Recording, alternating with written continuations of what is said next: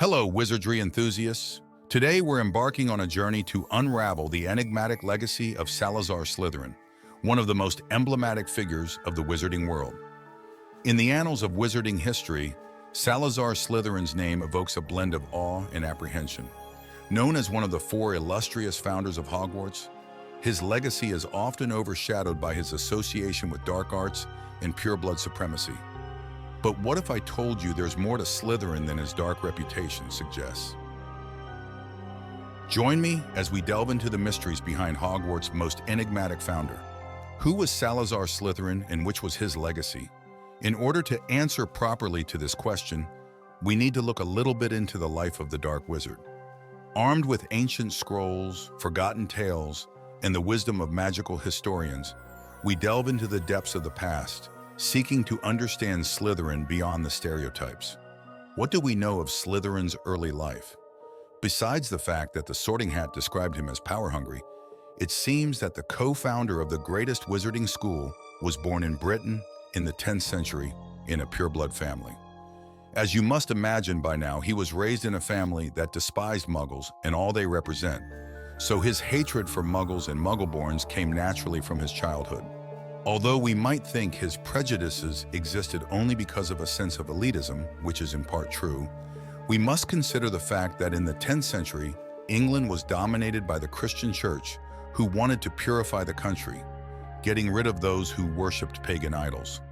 So we can assume that magical families did not escape this hunt. It was in this crucible that Slytherin's vision for a sanctuary for magical learning was forged. But how does this context influence our understanding of Slytherin's legacy? It is because of this sense of elitism and superiority, we might have a hard time believing that Salazar Slytherin and Godric Gryffindor, another co-founder of Hogwarts, were best friends. They knew each other from childhood, and while Gryffindor believed anyone, not only purebloods, was worthy of magic, Slytherin did not share his ideas. Both of them were very skilled wizards, and together with another two brilliant witches, Rowena Ravenclaw and Helga Hufflepuff, founded Hogwarts School of Witchcraft and Wizardry in the 10th century. Despite their united vision, Slytherin's belief in blood purity set him apart. But why was Salazar Slytherin so brilliant as a wizard? It was not only his power that made him so skilled. He was known for being a Parseltongue, meaning he could communicate with serpents. And he also was known for creating his own wand, made of snakewood and containing a fragment of a basilisk horn, a giant serpent who obeyed only to him and who lived in a secret room at Hogwarts. But we shall discuss about this a little bit later. The wand had the ability to sleep when so instructed, an ability taught to it by Salazar himself. The wand eventually became an heirloom of his family, and by the early 1600s, it was in the possession of the Gaunt family. However, the wand was stolen and ended up across the Atlantic in America, where it was deactivated and permanently wilted. At last, it was buried in the grounds of Ilvermorny School of Witchcraft and Wizardry, where it grew into a snakewood tree whose leaves were said to have medicinal properties. This story adds a layer of mystique to Slytherin's character. It suggests a legacy that, while dark, also contributed to the wizarding world in unexpected ways.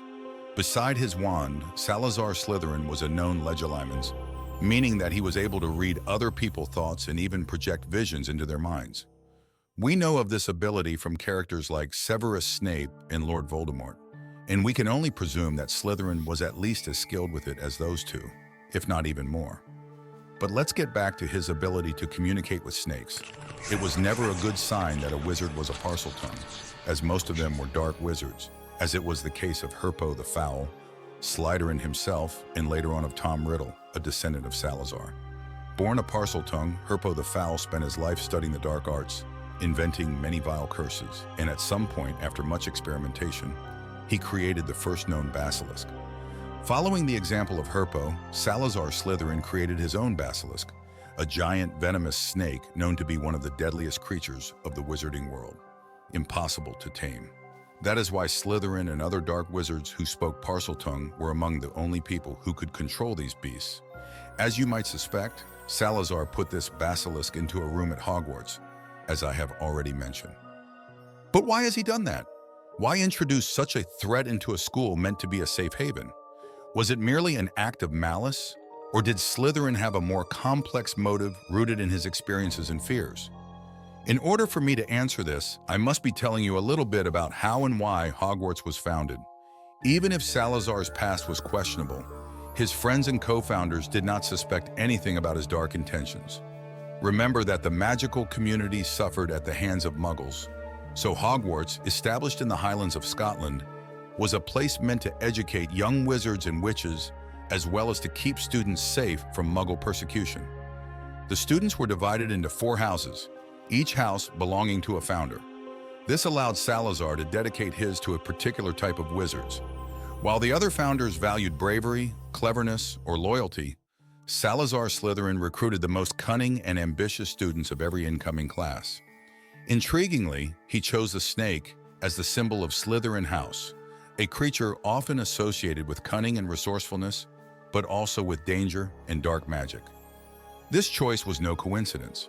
Slytherin's ability to speak Parseltongue, a rare skill among wizards, and his deep connection with serpents reveals a complex figure whose identity and philosophy were deeply intertwined with this enigmatic creature. Slytherin's journey was marked by challenges. His ideals often clashed with those of his era, driving him to advocate for the purity of magical bloodlines as a means of preserving the wizarding heritage. It should be obvious by now that the Slytherin house was very selective and did not accept Muggle-born students. Considering the persecutions that were happening, it is very likely that Salazar wanted to teach his students to defend themselves, using methods that the other founders probably did not agree with. Although his dark wizarding ways were not a problem at first, the other founders were not happy about the discriminations he made and were against his anti-Muggle rhetoric. Hogwarts was supposed to be a safe place for everyone, but not in Slytherin's vision. His methods were contentious. Even if he was allowed enough liberties with his own house, Slytherin wanted no more Muggle-born students to be accepted at Hogwarts, believing that only those from pureblood families should be accepted. His insistence on admitting only pureblood students created fissures among the founders, leading to heated debates and ideological divides. It goes without saying that the other founders did not share his wishes. They believed that Muggle-borns were just as important as purebloods and did not tolerate his prejudices any longer. In fact, there was a serious argument on this subject between Slytherin and his old friend Gryffindor. As expected, the 4 never reached an agreement, so Salazar was forced to leave, abandoning the school.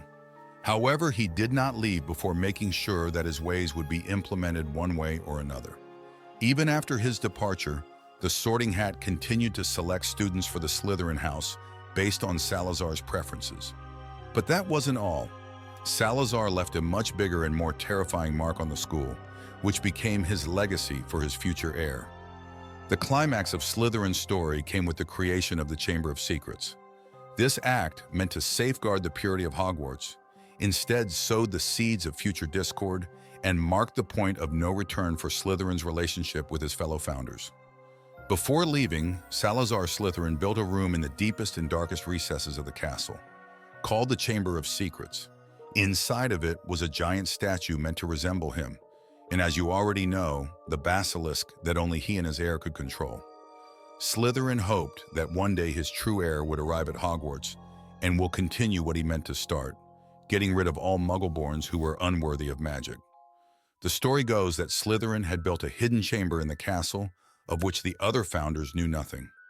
Slytherin, according to the legend, sealed the Chamber of Secrets so that none would be able to open it until his own true heir arrived at the school.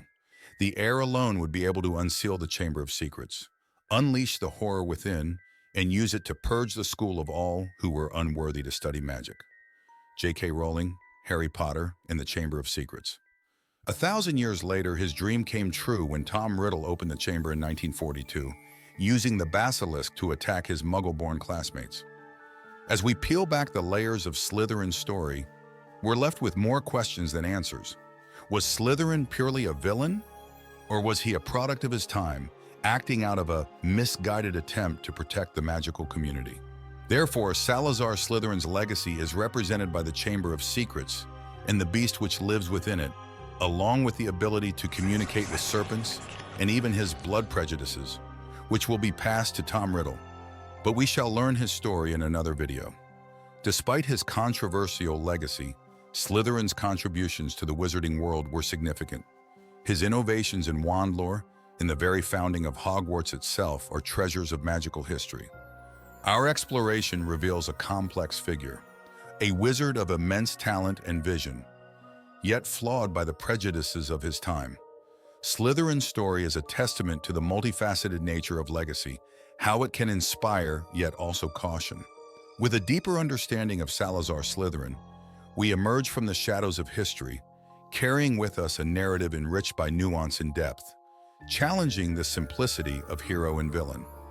This journey reshapes our perception of Slytherin, inviting us to view him not just as a figure of dark lore, but as a pivotal character in the saga of magical history, whose true intentions may have been misunderstood.